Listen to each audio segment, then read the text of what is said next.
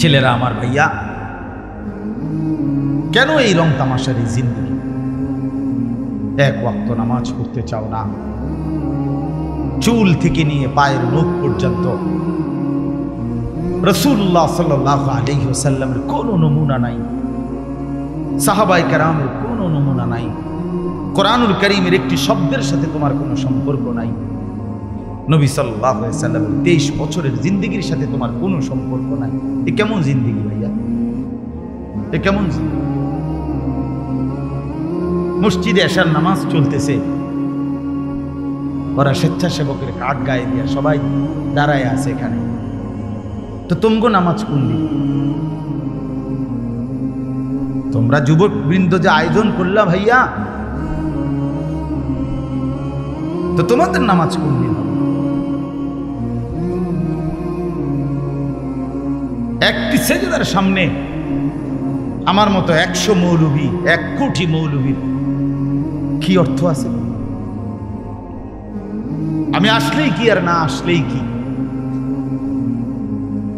কিন্তু এক সেজদা আল্লাহ নবী সাল্লাল্লাহু আলাইহি ওয়াসাল্লাম বলেন, লা সাজদাতুন ওয়াহিদাতুন খায়রুম মিনাদ দুনিয়া ওয়া মা ফিহা। একটি সেজদা নবীজি বলেছেন, একটি সেজদা উম্মত দুনিয়া এবং দুনিয়ার মধ্যে যা আছে সবকিছুর চাইতে উৎকৃষ্ট। খায়ের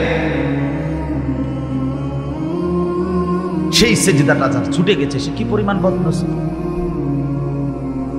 আল্লাহ নবী সাল্লাল্লাহু আলাইহি ওয়াসাল্লাম বলেন, আকরাবু মা ইয়াকুনুল আবদু মির রাব্বিহি ওয়া হুয়া সাজিদ।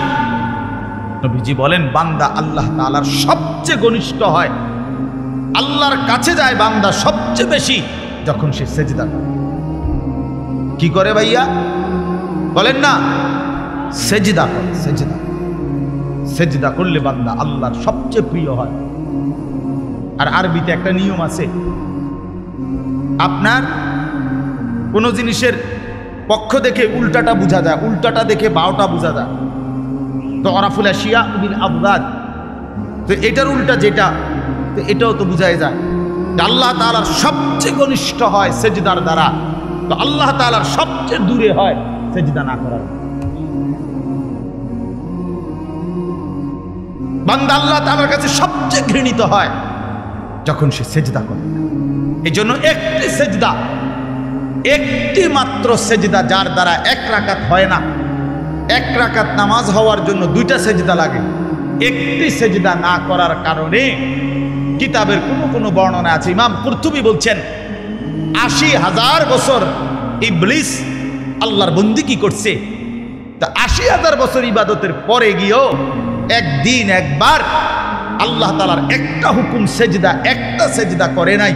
তো আল্লাহ তাআলা অনন্তকালের জন্য তাকে মরদুদ, মালউন, শয়তান, ইবলিস তারে রাজিম, অভিশপ্ত বানায় দিছে, অভিশপ্ত বানায় দিছে। আরে অপদার্থ সন্তান, এই নওজোয়ান, তুই কতগুলো সেজদা দেস নাই নাফরমান, তুই কত বড় শয়তান, কত বড় শয়তান বেটা, তুই ছোটখাটো শয়তান বেটা, তো ওই শয়তানের থেকে বড় শয়তান বেটা। ওই শয়তান তো একটা সেজদা করে না।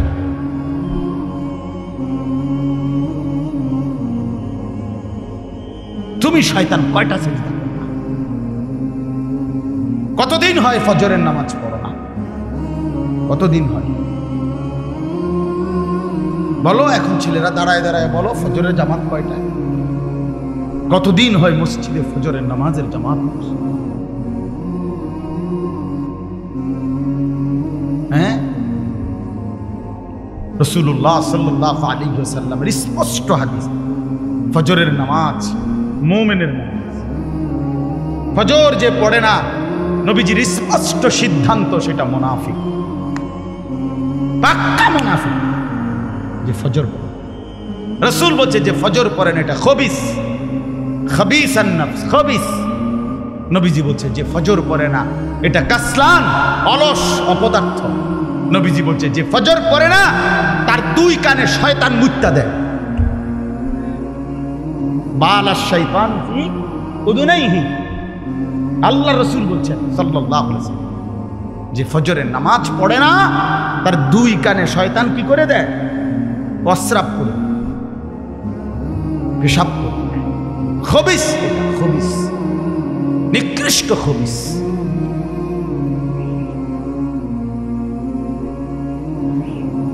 মান কাসুরা সালাতুহু হাসুনা ওয়াজহুহু, নবীজি বলে যে নামাজ বেশি পড়ে আল্লাহ তাআলা তার চেহারা সৌন্দর্যময় করে।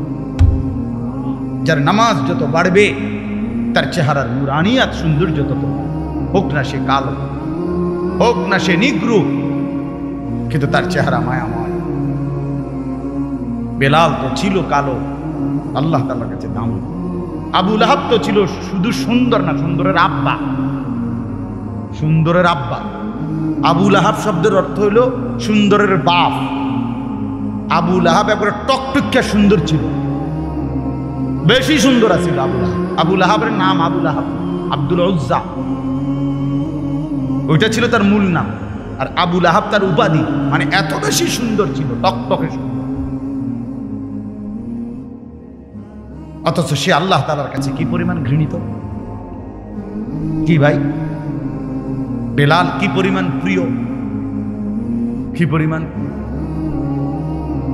কোরআন শরীফে আছে সূরা নিসার মধ্যে 69 নম্বর আয়াত, এক হাবশী সাহাবী, এই কালো নিগ্রু সাহাবী, আফ্রিকান হাবশী সাহাবী, একদিন নবীজিকে, এক সাহাবী আল্লাহ নবী সাল্লাল্লাহু আলাইহি সাল্লামকে একদিন বলছি, ইয়া রাসূলুল্লাহ, আমার একটা প্রশ্ন ছিল, কথা ছিল। আল্লাহ নবী সাল্লাল্লাহু আলাইহি সাল্লাম বলেন, বলো। বলছে, ইয়া রাসূলুল্লাহ, আপনি অনেক সুন্দর, আমি একদম কালো, আপনার সৌন্দর্যের সাথে আমার চেহারা সুরতের কোনো তুলনাই নাই। আপনি অনেক গুণের অধিকারী, আমার কোনো গুণে নাই, আপনার সাথে আমার কোনো তুলনাই নাই। কিন্তু আমার একটা সান্ত্বনা তো আছে দুনিয়াতে, যে আমি যখনই আমার মনটা চায়, আমি শত কালো হই, শত দুর্বল হই, সামান্য মানুষ হই, তা আমি আপনারে দৌড়াই আইসা দেখি, আর আপনারে দেখলে আমার দিল শান্ত হয়ে আছে। এখন আমার প্রশ্ন হইল, হাসরের ময়দানে তো আপনি আল্লাহ তাআলার উচ্চ জান্নাত, সর্বোচ্চ জান্নাতে চলে যাবেন, কারণ আপনি তো সর্বশ্রেষ্ঠ। আপনারে তো আল্লাহ জান্নাত দিবে, সর্বোচ্চ জান্নাত। আর আমারে দিবে কিনা তার কোনো নিশ্চয়তা নাই। যদি দেয়ও তো দিব, যে কোনো একটা জান্নাতেই তো দিব, আমারে দিল। দয়া করে যদি আল্লাহ দেয়, তখন সেইটা তো আর আপনি যেখানে থাকবেন ওইখানে না। তাহলে এখন আমার প্রশ্ন হলো, ইয়া রাসূলুল্লাহ, এখন তো আমি শত দুর্বল হওয়ার পরেও কোনো দিক থেকে আপনার সাথে আমার তুলনা নাই, তারপরেও আমি দৌড়াইয়া আইসা আপনারে দেখতে পাই। এখন জান্নাতে যাওয়ার পরে আপনি থাকবেন কত উঁচা জান্নাতে, সেখানে তো আমি আপনাকে দেখব না, আমি থাকবো আমার জান্নাতে। ইয়া রাসূলুল্লাহ, আল্লাহর কসম নবী, এই জান্নাতে গিয়েও যদি আমি আপনাকে না দেখি, তো ওই জান্নাতে থাকাটাও তো আমার জন্য কষ্টকর হয়ে যাবে। আমি কি তাইলে আপনাকে দেখব না তখন? তখন আল্লাহ তাআলা কোরআনুল কারীমের আয়াত নাজিল করে আল্লাহ তাআলা বলেন, বন্ধু, পরে বলেন ব্যবস্থা আছে, আপনার সাথেই থাকবে।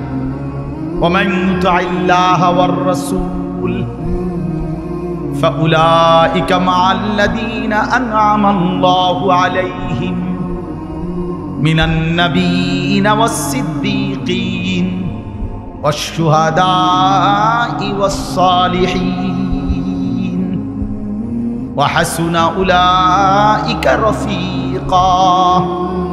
রব্বুল আলামিন বলেন, বন্ধু, আপনি বলে দেন যে বা যারা আল্লাহর আনুগত্য করবে, আপনি রাসূলের অনুসরণ করবে, আমি আল্লাহ ওয়াদা দিলাম ওই ব্যক্তি বা গ্রুপকে, ওই সম্প্রদায়কে, ওই মানুষগুলোকে সরাসরি আপনারা সমস্ত নবীদের সাথেই থাকতে দেব। ফাউলাইকা মা'আল্লাযীনা আন'আমা আল্লাহু আলাইহিম মিনান নাবিয়্যিন, সমস্ত নবীদের সাথে থাকতে দেব। 2 নম্বরে নবীদের পরে যারা শ্রেষ্ঠ উম্মত, তারা হলো সিদ্দিক, তাদের সাথে থাকতে দেব। 3 নম্বরে এরপরে সর্বশ্রেষ্ঠ যারা শহীদগণ, তাদের সাথে থাকতে দেব। 4 নম্বরে যারা আমার সালেহীন, আমার সমস্ত হুকুম মাননেওয়ালা নেক বান্দা, তাদের সাথেই থাকতে দেব। ওয়া হাসুনা উলাইকা রাফিকা। আল্লাহ বলেন তখনই দেখবে সে কি উত্তম, কি চমৎকার বন্ধু পেল। প্রিয় ভাই আমার, বাবা আমার, পর্দার আড়ালের মা বোন আমার, এটা বোঝা উচিত। আজকে নওজোয়ান তোমরা বুঝতেছ না, কোনোটাই বুঝতেছ। কি এক নেশার, কি এক মোহ, কিসের উপরে জিন্দেগি শেষ করে দিচ্ছ। না মায়ের সাথে কোনো বাঁধন আছে, না বাবার সাথে কোনো বন্ধন আছে, না ওলামায়ে কেরামের সাথে কোনো বাঁধন আছে, না ইমাম সাহেবের সাথে কোনো সম্পর্ক আছে, না আল্লাহর সাথে, না রাসূলের সাথে, না কোরআনের সাথে, না ইসলামের সাথে। কিরে ভাইয়া, মুসলমানের ঘরে জন্ম নিয়া এক মুসলমান পবিত্র মায়ের 2টা বছর দুধ খাইয়া মুসলমানের অঞ্চলে মহল্লায় থাইকে এভাবে আল্লাহরে ভুলে গেলা কেন? আর এটা কি? তুমি কি আফ্রিকার জঙ্গলে থাকো যে নামাজ চেনো না? তুমি কি হিমালয় পর্বতের চূড়ায় বড় হইছিলা যে তুমি এক ওয়াক্ত নামাজ দেখো নাই? চারিদিকে এত মসজিদ, চারিদিকে এত মাদ্রাসা, চারিদিকে উলামায়ে কেরাম, এরপরও এক ওয়াক্ত নামাজও যারা পড়ো না। আরে জানোয়ার, তুই এত বড় জানোয়ার হইলি কেমনে? এত বড় হাইওয়ান কেমনে হইলি? তুই কোন মার দুধ খাইলি? মুসলমানের বাচ্চা কেমনে এত বড় জানোয়ার? মুসলমানের বাচ্চা এত বড় গাদ্দার কেমনে হয়? মুসলমানের ঘরে জন্ম নিয়ে এত বড় গাদ্দার হয় কেমনে নিয়ে? এটা কি ধরনের বাচ্চা? ওই এভাবে আল্লাহরে ভুলে গেল, ওই এভাবে আখিরাত ভুলে গেল। ভাইয়া আমার, আখিরাত তো অনেকগুলো ঘাটি। 1 নম্বরে হচ্ছে জান কবজ হওয়া, মৃত্যু, এরপরে কবর, এরপরে হাসরের মাঠ, এরপরে মিজান, এরপরে ফুলসিরাত, এরপরে জান্নাত জাহান্নাম, এবং এক একটা হাজার হাজার বছরের লম্বা ঘাটি। বন্ধু আমার, শুধুমাত্র কসম আল্লাহর, কোন ব্যক্তি যদি বেঈমান, কাফের, মুশরিক, নাফরমান, পাপী জিন্দেগি নিয়া মৃত্যু পর্যন্ত পৌঁছে, খোদার কসম শুধু মৃত্যুর যন্ত্রণা, শুধু জান কবজের যন্ত্রণা, আল্লাহর কসম এটুকুই সহ্য করার ক্ষমতা তার থাকবে না। এই জান কবজের যন্ত্রণার সামনে তার 60 বছরের দুনিয়া যা ভোগ করছিল, মজা করছিল, 1 সেকেন্ডে ভুলে যাবে। ঈমানদার, আমি শুধু এই কথাটাই এখন শুনাইতে চাই। এই তর্জমাটা বললে আমার কথা শেষ। এটাই আমার বক্তব্য। ভাইয়া, কবরে লম্বা সময় থাইকা কি কষ্ট পাইবা? বেনামাজি সন্তান, হারাম উপার্জনকারী বাবারা, বেপর্দা মা বোন, সেটা তো লম্বা বিষয়। হাসরের মাঠ কি পরিমাণ লম্বা, মিজানের পাল্লার সময়টা কি পরিমাণ কঠিন হবে, আমল নামাটা যখন বাম হাতে দেয়া হবে তখন কি পরিমাণ চিৎকার করবে। ফুলসিরাত পার হতে 30,000 বছরের রাস্তা, এই অন্ধকারাচ্ছন্ন রাস্তা কিভাবে পার হবে সে তো পরে লম্বা বিষয়। শুধু জান কবজের সময় মৃত্যুর, যেটাকে বলে রুহু কবজ হওয়া, মৃত্যুবরণ করা, এই কষ্টটাও তো সহ্য হবে, এই কষ্টটা তো সহ্য হবে। কোরআনুল কারীমের মধ্যে 4 জায়গায় আল্লাহ তাআলা মোট মৃত্যুর যন্ত্রণার কথা বলছেন। 1 নম্বর, ওয়াজাআত সাকরাতুল মাউতি বিল হক যালিকা মা কুনতা মিনহু তাহিদ। রব্বুল আলামিন বলেন, বান্দা শুনে নাও, সত্য সত্যই মৃত্যুর যন্ত্রণা আসবে।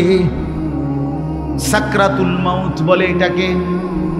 মৃত্যুর যন্ত্রণা মানে এই জান কবজের সময়, রুহু কবজের সময়ের যন্ত্রণা, মৃত্যুর সময়ের যন্ত্রণা।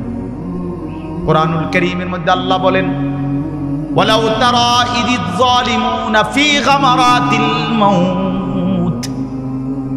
আল্লাহ বলেন, শোনো বান্দা, আল্লাহর নবীকে বলেন, বন্ধু আপনি যদি একটা নজর দেখতেন জালেমের মৃত্যু যন্ত্রণা কতটা ভয়ানক হবে।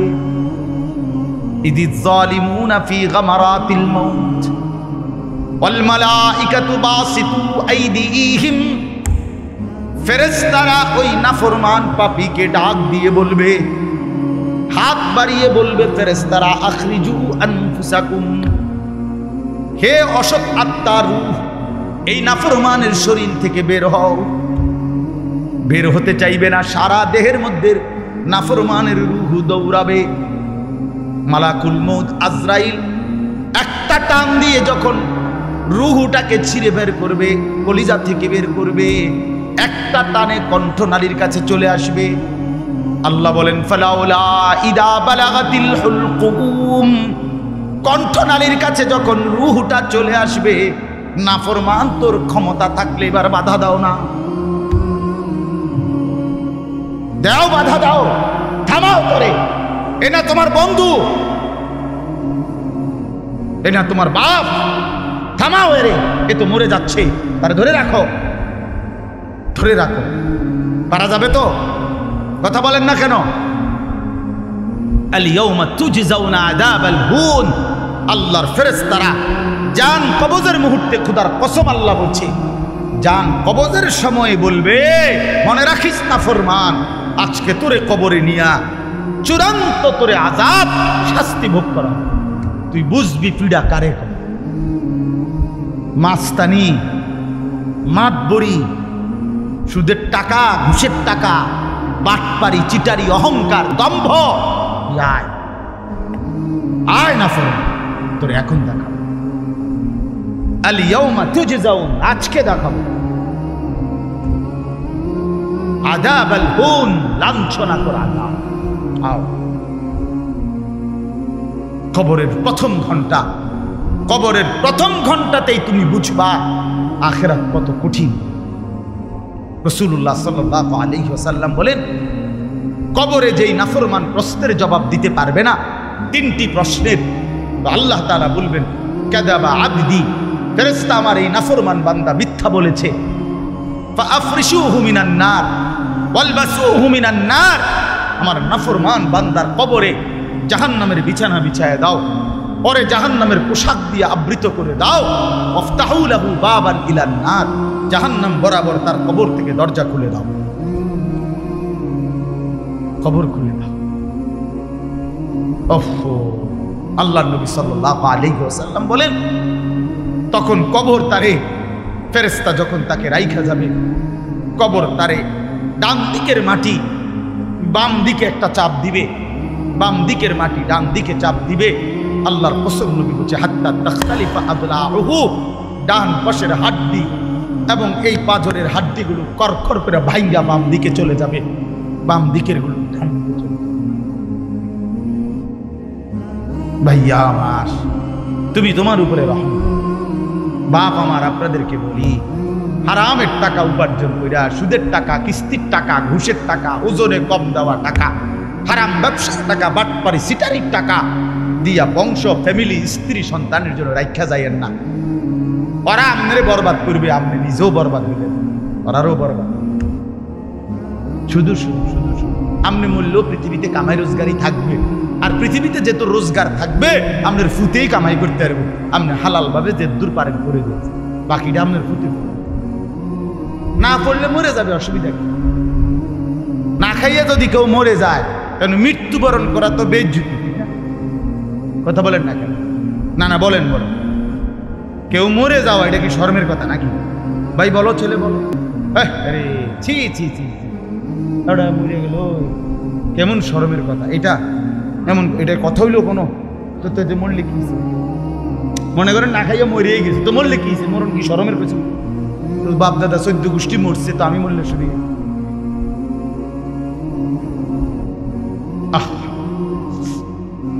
এজন্য বন্ধু, আল্লাহ তাআলা বলছেন, ওয়ালাউ তারা ইযিয যালিমুন, এই শোনেন বন্ধু, আপনি যদি একটা নজর দেখতেন, আমরা তাফসীরে কিতাবে পড়ছি, আত-তাযকিরা, ইমাম কুরতুবী রাহমাতুল্লাহর কিতাব আত-তাযকিরা ফি আহওয়ালিল মাউতা ওয়া উমুরিল আখিরা, অনেক সুন্দর কিতাব, বাংলা অনুবাদ হয়েছে মৃত্যুর ওপারে। ইমাম কুরতুবীর খুব সুন্দর অনুবাদটাও অসাধারণ। এই বইটা আছে, ইব্রাহিম আলাইহিস সালাম একবার আজরাইলকে বলছিল, মালাকুল মউত আজরাইল, নাফরমানের জান কবজ করবার সময় তুমি যেই চেহারাটা হয় তোমার, ওটা আমার একটু দেখাও। মালাকুল মউত আজরাইল বলছিল, হে আল্লাহর নবী, কসম আপনি এটা দেখতে চাইেন না, আপনি সহ্য করতে পারতেন। ইব্রাহিম আলাইহিস সালাম বললেন, না মা আজরাইল, আমি এটা দেখুন, তুমি আমারে দেখাও একটা নজর। মালাকুল মউত আজরাইল কোন পাপী ব্যক্তির জান কবজের সময় যেই বিভৎস কুৎসিত আকৃতি ধারণ করে, আল্লাহর কসম ওই আকৃতি যখন ধারণ করছেন ইব্রাহিমের সামনে, ইব্রাহিম নবী সাল্লাল্লাহু আলাইহি সাল্লাম একটা চিৎকার বাইরা বেহুশ হয়ে গেছে। লম্বা সময় পরে যখন হুঁশ আসছে, তো আমি নিজে পড়ছি কিতাবে, আরবি কিতাবে, ইব্রাহিম আলাইহিস সালাম আল্লাহকে বলছে, আয় আল্লাহ, আপনার জাতের কসম মাওলা, কোন নাফরমান পাপী তার কবরের আযাব, আখিরাতের আযাব, জাহান্নামের আযাব কিছুই লাগবে না, শুধু মালাকুল মউত আজরাইলের এই বিভৎস দৃশ্য যদি সে একবার দেখে, তো তার ৬০ বছরের নাফরমানির শাস্তির জন্য এটাই যথেষ্ট।